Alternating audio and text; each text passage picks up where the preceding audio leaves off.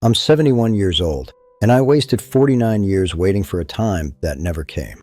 I didn't waste it on anything dramatic. I didn't gamble it away or burn it chasing the wrong things. I wasted it on something much quieter. I wasted it on later, on soon, on when things settled down. I told myself I was being responsible, practical. I had a business to run, bills that didn't pause, people depending on me. I owned a small electrical contracting company for 32 years, and there was always one more job, one more invoice, one more problem only I could fix. So I postponed, not recklessly, carefully. I postponed the things that mattered most because I believed they'd still be there when I was ready. My brother called me every Sunday evening, like clockwork. 6:15, his name on my phone.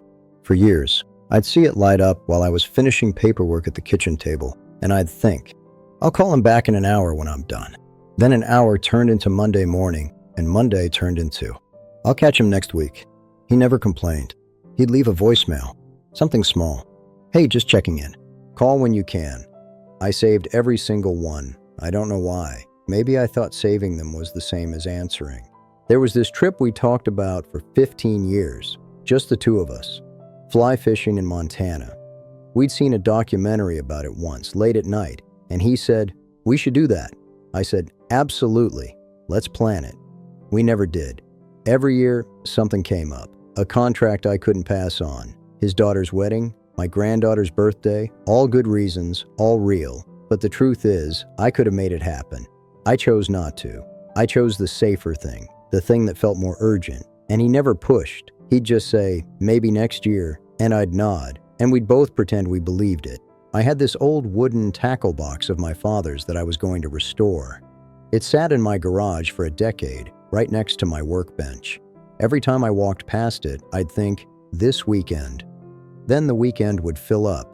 Oil change, fixing the fence, helping my daughter move. I wasn't lazy, I was busy, but busy became my excuse for everything. I told myself I'd get to it when I retired, when I had time, when life slowed down. It didn't slow down, it stopped.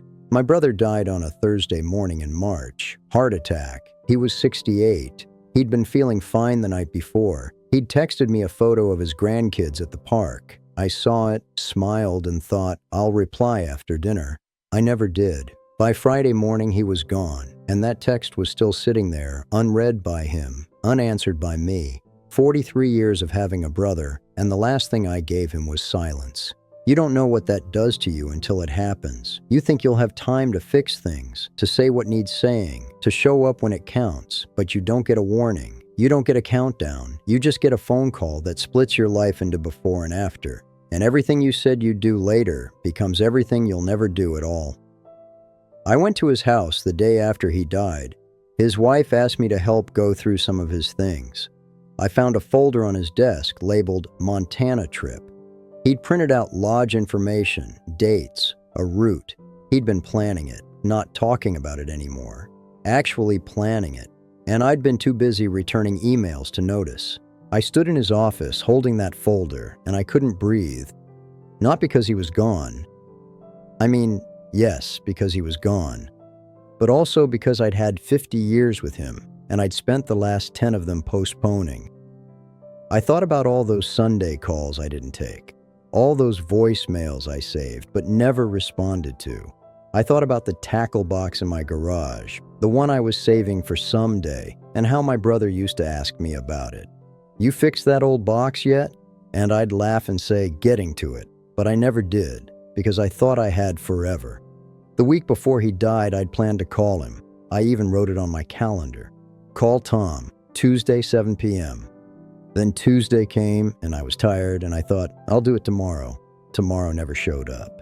Do you do this? Do you save things? Not just objects, moments, conversations, experiences. Do you tell yourself you'll get to them when the timing is better, when you're less stressed, less busy, less tired? I did, for 49 years, and I can tell you exactly what that gets you. It gets you a house full of things you meant to do, and a heart full of things you'll never get back. I'm not telling you this to make you feel guilty. I'm telling you because I don't want you to be 71, standing in someone's office, holding proof that they wanted to spend time with you, realizing you were too busy to notice.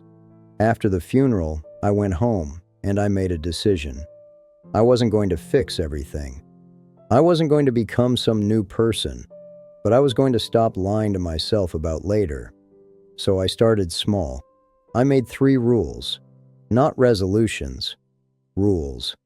Things I do whether I feel like it or not. First rule, I return calls the same day. Not when it's convenient, not when I'm done with my list.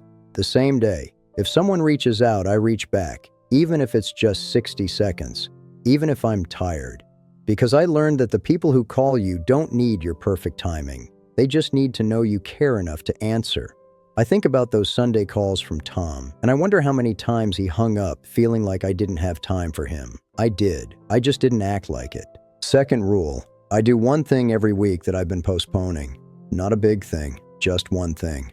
Last week, I finally restored that tackle box. It took me 3 hours on a Saturday morning. 3 hours in 10 years. That's what I'd been avoiding. It sits on my mantle now, and every time I see it, I think about how much time I wasted protecting time I never actually used. This week, I'm going to that diner. Tom and I always talked about trying. I'm going alone.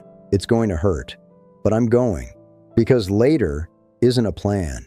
It's a lie you tell yourself until it's too late. Third rule, I ask myself one question every night before bed. If this was my last day with the people I love, would I be okay with how I spent it? Most nights the answer is yes now. Some nights it's not. But asking it keeps me honest. It keeps me from slipping back into the idea that I have endless time to get around to the things that matter. I'm not perfect at this.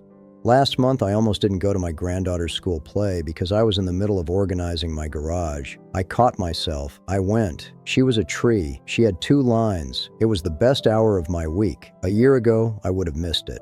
I would have told myself I'd catch the next one. But here's what I know now. There might not be a next one. Not because something terrible will happen, just because life moves. She'll get older. She'll be busy. I'll be older. The window closes quietly. You don't hear it. You just wake up one day and realize it's been shut for years. I think about my brother every single day. I think about the things I didn't say, the trips we didn't take, the calls I didn't return, and I can't fix any of it. I can't go back, but I can stop doing it to the people who are still here. I can stop pretending I'll have time later, because later is a place most of us never reach. We just die in the hallway on the way there, surrounded by intentions we never acted on. You don't need to change your whole life. You don't need to quit your job or move to a mountain or throw away your plans. You just need to stop saving everything for a version of your life that might never come. Call someone tonight, not tomorrow. Tonight. Make plans for something you've been putting off, and then actually go. Do something small this week that you've been saying you'll get to. Just one thing. Not because it'll change everything. Because it'll remind you that you're still alive. That you still have time. Not endless time, but enough, if you use it. I'm 71. I spent 49 years waiting for later, and later never came. It just turned into now, without warning, and I wasn't ready. Don't wait until you're standing where I stood, holding proof that someone wanted your time, realizing you were too busy to give it. You're not too busy. You're just scared it won't be perfect. It won't be. Do it anyway, because the only thing worse than living imperfectly is not living at all.